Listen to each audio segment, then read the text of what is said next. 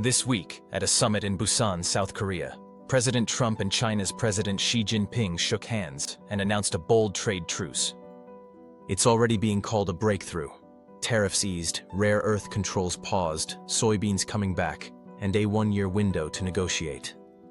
But beneath the headlines lies a deeper question.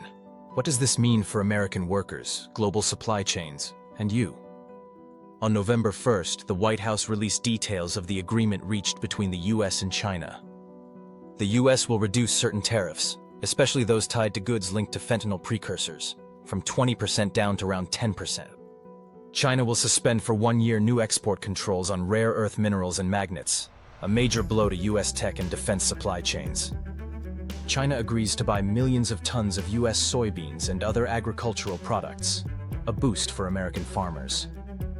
The US is halting its imminent threat of 100% tariffs on Chinese goods, at least for the next year. This isn't just a handshake photo op.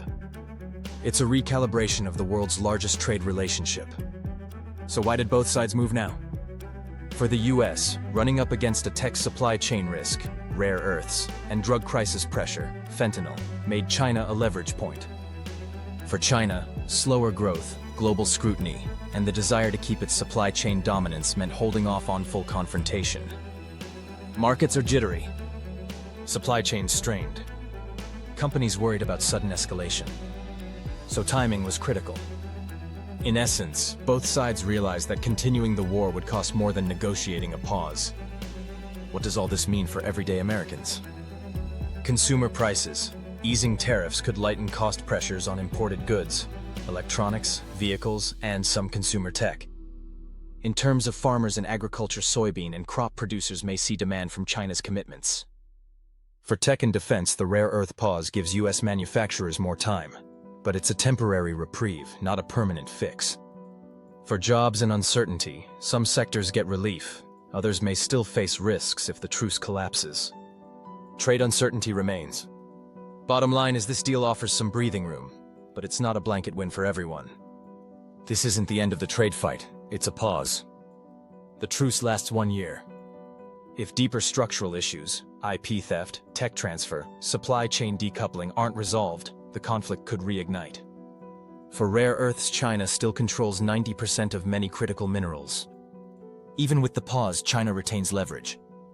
With an election cycle near and both leaders managing internal constituencies, the incentive to score quick wins is high, sometimes at the expense of long-term strategy. Some US industries still remain too reliant on Chinese inputs. Avoiding future shocks will take more than this deal. Here's what to keep an eye on. Will China follow through on the massive agro purchase commitments? Does the US roll back tech export controls fully or only partially? How will markets react if the truce unravels early, especially in tech or rare earth-intensive industries? Do American workers in affected industries, farming, tech, manufacturing, feel real benefit, or just a headline? This trade truce between Trump and Xi is a major moment, a sign both sides chose diplomacy over escalation for now. But even a pause in hostilities doesn't mean the war is won. The deeper structural battles over technology, supply chains, and strategic dominance are still ahead. If you're watching the headlines, remember, the next ripple could come from your local factory, your grocery bill, or the gadget in your hands. Stay alert. Stay informed. This is Zane, breaking down the headlines one handshake at a time.